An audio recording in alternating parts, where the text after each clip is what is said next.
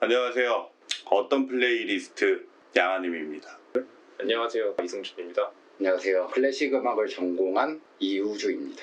네, 오늘 첫 주제가 시티팝과 버블 경제를 연결시키는 건데 이승준 씨 완전 좀 잘 아실 수도 있는 것 같아요. 네. 일본에 몇 년 계시죠? 일본에 워킹홀리데이 1년 딱 있었어요. 오사카에서. 일단 시티팝이라는 게 뭔지부터 조금 설명해 주시면 좋을 것 같아요. 일단 시티팝이라는 건 일단 정의는 네. 한 2010년부터 시티팝이라는 단어들이 슬금슬금 나오게 되면서 생긴 지가 얼마 안 된 그 장르명인가요? 네, 아마 매니아들과 언론에 의해서 2010년대부터 조금씩 이제 나오면서 유명해지기 시작하고 사람들이 이제 디깅이라고 하죠. 유튜브나 그렇죠. 사운드 클라우드에서 듣기 시작하면서 전체적으로 이제 한국에 유행을 터뜨린 음악이죠. 이게 시티팝이란 게 70년대, 80년대 네, 일본에서 나왔던 음악인데 그렇죠. 일본. 이게 명확하게 정의하기가 힘들어요. 하지만 굳이 정의를 해보자면 네. 뭐 펑크, 재즈, 디스코도 들어가나요? 네, 디스코도 들어가고 밴드 이런 음악들이 퓨전이 되면서 뭐 탄생한 음악이죠. 시티팝이 뭔 음악이야 했을 때 정확하게 얘기할 수가 없긴 하죠. 네, 그렇죠. 굳이 따지자면이고 그게 이제 미국 캘리포니아와 미국의 이제 뭐 AOR, 네. 이제 락 그리고 요트락 네. 이런 게 합쳐지면서 영향을 많이 받았죠. 영향들을 차용을 해서 하나의 음악으로 만든 시대적 장르? 그렇죠. 음악 사조가 이제는 되었죠. 그러면은 그때 당시에 일본의 상황을 좀 설명해 주시면 좋을 것 같아요. 그러니까 72년도에 먼저 전 세계적으로 이제 오일 쇼크가 터지고 전 세계적으로 많이 힘들었죠. 왜냐하면 한국도 그때 힘들고 그쵸. 미국도 힘들고 제조에 꽃이 펴요. 그래가지고 도요타나 소니 이런 애들 제3세계 국가들 가보면은 도요타 차 막 엄청 올라다니잖아요. 미쯔비시 이런 거. 80년대 그래서 재팬 as 넘버원 이즈가 아니라 재팬 as 넘버원이라고 본인들 자부심이 되게 많았어요. 그때 85년도에 이게 미국이 이제 재정 적자, 무역 적자고 적자를 많이 보고 있는 상황이니까 네. 이거를 어떻게 잡아야 되겠다 해가지고 재정 적자는 안에서 세금을 뭐 더 많이 거둬야 해결할 수 있는데 뭐 세금을 더 거들라 하면은 반발이 심하잖아요. 그렇죠. 그래가지고 무역 적자로 해결해보자. 외국을 부숴버리겠다. 뭐 그런 거지. 그리고 그때 당시도 일본 에즈 넘버원이라고 했잖아요. 네. 지금 뭐 아메리카 넘버원인데 코리아 넘버원이죠. 아니, 하여튼 네.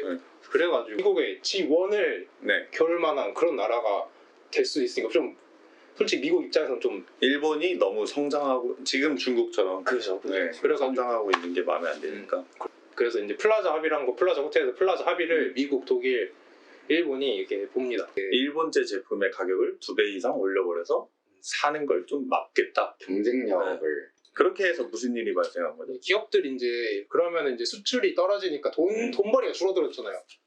자국 내에서 만들면은 그러면은 해외로 공장 이전시키는 거죠. 해외로 이전하면은 그럼 그 나라 가격으로 팔 거 아니에요. 그 나라 환율로 팔 거 아니에요. 그렇게 되면은 해외로 이전하는데 해외로 이전하니까 자국 내 공장이 없어지면은 공장에서 일할 사람이 없어지면은 자국 내 고용률이 낮아져. 고용률. 실업자가 늘어나고. 그래가지고 이제 정부에서는 이제 그럼 기업들의 부담을 줄여줘야 되겠다. 그래가지고 금리를 하락시켜 공정금리를. 그래서 그게 2.5%까지 하락하는데 2.5%면 지금으로는 와우 완전 좋죠. 그렇죠. 그래서 그때 많은 유동성 현금들이 이제 정부는 기업들한테 너네들 시설을 투자해라. 시설 투자해라. 공장 많이 만들어라고 그래가지고 금리를 낮췄는데 이게 사람들이 빌리니까 이거를 주식 같은 데 투자하고 부동산 투자하고 근데 그때 주식도 장난 아니었다고. 그렇죠. 뭐 주식은 3배, 부동산은 4배 가까이 치고 올라갔다 하니까 그게 버블 경제인 거죠? 그렇게 해서 거품이 이제 쌓이고 그죠. 원래는 물가가 상승하면서 그렇게 나가야 되는데 물가 상승 없이 그냥 자산 가격만 그러니까 돈은 많아 보이는 거고 근데 하나 터지면 이제 큰일 나는 그냥 실제는 여긴데 그냥 맥주 마냥 맥주 이만큼 있고 거품 이만큼 있고 가치평가 자체가 너무 비싸게 돼 있었다. 그래서 초반 시티팝은 그 당시에 경제가 되게 부흥을 했기 때문에 되게 여유롭고 낭만적이고 그거에 대한 경험, 네 그런 경험이죠. 내가 이거를 지금 누리고 있다. 그런 것도 있고 이제 템포 자체도 뭔가 그냥 여유롭고 내가 이제 근데 또 경제가 발전함에 따라서 외로움 그쵸. 감정이 생길 수도 있잖아요. 그런 게 반영이 많이 돼 있죠. 그리고 이제 경제가 아까 말했듯이 무너졌잖아요. 그쵸. 그때부터는 이제 경제가 부흥했던 때를 회상하면서 그런 이제 시티팝을 많이 그리워하게 된 초반에는 약간 낮은 BPM. 낮은 BPM. 그러니까 상대적으로 네. 조금 느린 템포의 곡들이 많이 나와요. 여유와 그걸 즐기는 듯한 노래 시티팝이었다가 나중에는 약간 그때가 좋았지. 그때가 좋았지라는 회상을 하는 그런 아련한 느낌이 좀. 그쵸. 아련함. 아련함 느낌. 그 일본에서 실제 거주를 하셨으면은 좀 그분들 워킹홀리데이면 뭐 사장님들이나 이런 사람들은 겪으신 분들 아닙니까? 버블경제. 그때 딱 그 제가 일하던 사장님이 그때 당시 대학생이신 걸로 알고 있어요. 그래가지고 제가 좀 버블경제 시대 때 그죠. 대학생. 그래서 좀 많이 궁금하니까 이것저것 많이 물어봤는데 그때 사장님이 뭐라 하셨냐면은 그때 라면 가게 가려고 라면 먹으려고 친구들이 홋카이도 그때 저 오사카에 있었거든요. 네. 오사카에서 홋카이도로 비행기 타고 갔대요. 장비를 정지합니다. 지금은 그때 당시 얼마나 비쌌겠어요. LCC도 활발할 때가 아닌데 라면 하나 먹겠다고 뭐 자고 일어나면 뭐 1,000만 원이 뭐 그쵸. 막 일단 졸업하면 차나 집을 갖고 시작한다. 약간 이 얘기도 많이 했잖아요. 그리고 시티팝의 특징이 뭡니까 그럼? 일단 시티팝의 특징은 되게 쉬워요. 멜로디의 반복. 그쵸. 편해요. 듣고 있으면. 되게 편하고 쉽게 따라 부를 수 있는 쉽게 따라 부를 수 있다고 생각을 하고 일본어를 할 수 있어요. 그럼요. 그리고 악기적인 특성으로 봤을 때 신디사이저나 뭐 여러 가지 다양한 악기와 그렇죠. 구성을 들을 수 있는 거죠. 그러니까 시티팝 안에서 다양한 장르의 음악을 접할 수 있다는 거죠. 이게 막 재즈처럼 무슨 금관악기 뭐 이런 느낌에 딱 정해져 있는 게 아니라 여러 가지가 섞여서 한 음악 안에 버블경제 그 낭만. 특유의 낭만. 그럼 분위기 같은 것도 좀 설명해 주시면 좋을 것 같아요. 가사나 분위기? 분위기 자체는 일단 시티팝이란 뭔가 도시의 네온 사인과 고층 빌딩 안에 그런 거닐고 있는 느낌이 들지만 그렇죠. 사실은 원래는 뭐 태평양 혹은 뭐 바람과 같은 그런 느낌을 지향했다고 하더라고요. 뭔가 해변에서 여유롭게 차 안에서 그쵸. 그냥 뭔가 바라보면서 바람 맞으면서 오픈카에서 선글라스 끼고 발꺼내 놓고 뭔가 바쁘게 움직이는 느낌 안에서 나 혼자 여유롭고 하지만 그게 반대로 이제 쓸쓸함과 외로움. 쓸쓸한 걸? 넌 나에게 모욕감을 줬어. 잘 모르겠네요. 요즘 많이 들으시나요? 요새 많이 듣죠. 많이 듣고 감정적으로 동화가 되는. 뭐 아무래도 뭐 불완전한 사랑과 이 시티팝이란 것 자체가 좀 주제가 사랑 이야기가 많더라고요. 완전 사랑 노래가 거의 대다수인 것 같아요. 이승준 씨. 그럼 버블이 지금 쌓인 상태지 않습니까? 그죠, 쌓였죠. 네. 그게 어떻게 터졌나? 네. 이제 정부에서는 89년도에 그게 인지한 거죠. 그 쌓이고 있다. 좀 미리 인지를 하고 그니까 정부죠. 그렇죠. 근데 89년도에 그래가지고 6차례를 금리를 인상하는 걸로 알고 있어요. 6%면은 6%로 하고 자금 유동을 대출을 규제하고 또 부동산 그 주택 대출도 막았다 들었거든요. 그러니까 자금줄이 끊겼잖아요. 네. 근데 비트코인도 그렇고 뭐도 그렇고 일단은 여기서 털고 나가야 되는데 여기서 털었어요. 근데 여기 있는데 저희랑 자금줄이 안 들어와. 그럼 어떡해? 그냥 추락이죠. 그죠. 오를 거라 기대했는데 돈이 안 들어오니까 사실 사람들이 없으니까 그냥 추락하는 거잖아요. 그때 당시 지금 사태 버블경제 때. 근데 지금 버블경제 터진 게 한 90년도인데 지금 뭐 2020년도잖아요. 거의 잃어버린 30년, 뭐 10년, 20년, 30년 이렇게 다 돼가는데 아직도 빚이 갖고 있대요. 그때 쌓인 빚이 아직도 그때 대출 세고 받아가지고 산 빚을 아직도 가지고 있다고. 그리고 거기 지금 그 도시는 거의 유령 도시 돼가고 됐고 너무 무차별적으로 짓고 그런 것도 사고 투기하고 이랬으니까 사람도 많이 빠져나왔고. 근데 실제로 한국도 약간 일본을 닮아가는 게 있지 않나요? 비슷한 경우가 많죠. 투기도 많이 일어나고 좀 수도 집중적이고 네. 그러면서 시티팝이 한국에서 유행을 한 게 아닐까. 네. 또 그렇죠. 경제가 어느 정도 맞물리는 게 있으니까. 호황이 되고 불경기 그런 게 반복이 되면서 비슷한 게 너무 많긴 해요. 빚을 지었던 사람들이 아래부터 무너지는 거죠. 그렇죠. 그러면 이제 그 기업의 제품을 살 사람이 없어지고 또 뭐 힘들어지고. 은행도 그래가지고 힘들어지고. 그 도산수를 제가 30%가 도소매업이에요. 도소매업이 망했다는 거. 자영업이 그죠. 무너지는 그만큼 서민 경제에 크나큰 타격이었다. 이렇게 정리해서 이렇게. 하긴 그때 이제 7, 80년대는 경제 호황이었기 때문에 뭐 음악이든 만화든 영화든 뭔가 인프라 구축도 그쵸. 쉬웠고 자본력이 이제 침투를 하니까 이제 쉽게 또 뭐 퀄리티도 좋게 만들 수 있었다고 그쵸. 하더라고요. 이제 먹고 사는 건 해결됐으니까 돈이 그걸로 가는 돈이 거. 나오면서. 네, 지금도 막 일본 그 열린 음악회 이런 거 비슷한 거 보면은 할아버지 할머니들 나와서 세션 이런 거 하실 때 개 잘해요.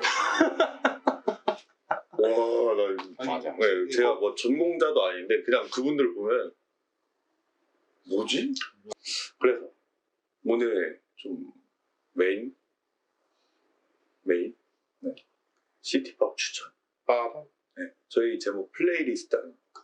그래서 마지막에 항상 이렇게 음악을 추천해 드릴 건데 저는 일단 하나 하겠습니다. 저는 많이 듣지를 않아서 약간 그 하우스 음악을 그냥 틀어놓지 그걸 가사를 막 보고 가사가 없나? 어쨌든 그렇지 않아요. 네, 그래서 저는 그냥 마리아 타케우치 플라스틱 러브 제일 유명한 거. 그렇죠. 네. 그리고 그 남편분 야마시타 타츠로. 네. 타츠로. 야마시타 타츠로 그 많이 들었어요. 진짜 많이 들었어요. 근데 제목은 몰라요. 훨씬. 네. 보통 이제 사실 가사를 못 알아듣기 때문에 그냥 맞아. 그 분위기를 그냥 느끼면서 맞아. 분위기. 내가 할 거를 하는 집안일을 한다고. 저는 외국 노래 좋아하는 이유가 그거거든요. 분위기. 가사를 안 들어도 돼서. 그래서 그래서 한국 시티팝을 뭐 폄하하거나 비하하는 게 아니라 들어오는 게 싫어요. 클래식 들. 우지 씨가 추천하는 일본의 시티팝. 일단 저는 아치코 이야조의 마와레 마와레라는 그것도 저 아까 들려줬잖아요. 그쵸. 굉장히 들어보니까 들으면 아는 곡인데 가수와 제목은 모르는. 목소리가 일단 지립니다. 그쵸. 저 아까도 지려서 마와레 무슨 뜻이죠? 돌아라. 뜻인가요? 별거 있나요? 네. 마와레. 그쵸. 트랙 하나씩만 설명해 드리는 거기 때문에 왜 추천하시는 거죠? 일단 뭔가 제가 듣기에 시티팝의 정석이라고 할 만한 뭐 관악기 세션이라든지 뭐 기타의 리듬 혹은 분위기 그리고 보컬이 여성 보컬인데 되게 뭔가 단조로우면서 개성이 있더라고요. 그러면서 저는 이제 굉장히 좋게 들었기 때문에. 맞아요. 약간 막 기교가 섞인 목소리 같은데 그쵸. 그게 그냥 이 사람 목소리 원래 이런가 보다 이러니까 되게 깔끔해요. 담백한. 요즘에 맞는 것 같아요. 요즘 트렌드에. 요즘 밴드를 네가 뭘 알아요? 그러면 이승준 씨가 추천하는 저는 앙리의 리멤버 썸머데이. 알리의 썸머데이. 리멤버 썸머데이. 여름에 자전거 타고 이 노래 들으면서 많이 내용도 마치 여름이 멀어져 간다고 이런 느낌의 그 여름을 그리워하는 여유롭다. 그러니까 제가 이걸 듣고 일본 워킹홀리데이 생활했으니까 딱 그 일본에서 있었던 그때 기억이 나. 근데 시티팝은 저도 플라스틱 러브나 다른 아까 뭐 마을에나 들으면서 느낀 게 어떤 상황에서 들으면은 진짜 최고예요. 맞아. 약간 한강 갔을 때 플라스틱 러브 이런 거 들으면은 갑자기 막 네온 사인이 막 들어오고 정말 볼륨은 거짓말이 자동으로 나와. 그래서 이게 낭만적인 음악인 것 같아요. 네, 진짜 그 밤에 그 도시의 상황이면 그러면은 서울에서 만든 한국의 시티팝. 한국의 시티팝이 유행을 하면서 제가 많이 들어봤고 했는데 인정을 하시는 분들도 있고 안 하시는 분들도 있더라고요. 그쵸. 원래 뭐 그런 게 이제 시티팝이 아까도 말했듯이 쉽게 정의할 수 없는 부분이 있다 보니 그냥 레트로와 복고를 헷갈릴 수도 있는데 사실 시티팝은 레트로와 복고와는 살짝 다른. 그쵸. 그래서 제가 듣기에 좀 시티팝이라고 할 만한 한국의 곡은 도시님의 Love Me More이랑 김산님의 보름달. 저는 개인적으로 시티팝으로 잡았거든요. 근데 저도 아까 여러 개 들려주셨는데 문가 입장으로서 방구석. 네, 이 두 가지가 제일 이건 진짜 시티팝 같다. 제가 선호하는 시티팝. 약간 그렇죠. 청량, 깔끔, 때묻지 않은 순서.